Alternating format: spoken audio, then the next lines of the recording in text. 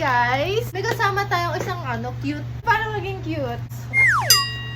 Meron tayong props. Ang ating props ay whiteboard and marker. Tapos may pambura. Siyempre, graduate ka na.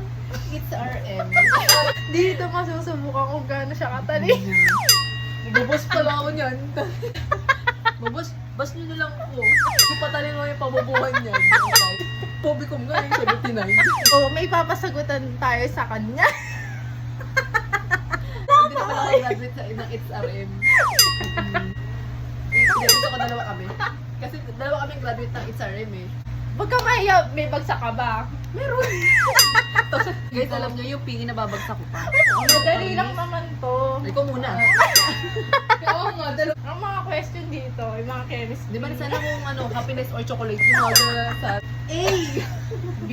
Dapat may choices sa mga kahirap. Wala pa nga eh. Wala pa. Bring it on. Pwede ko na friend.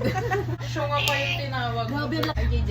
Sagot, angat lang yan. Sige. Kala ko pa bubuhan to, kaya ako nandito. Ay, alam ko na. Ano?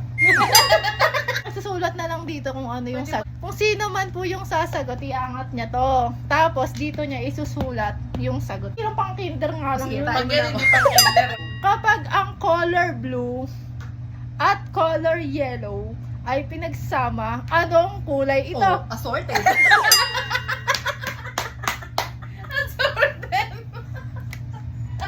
Assorted.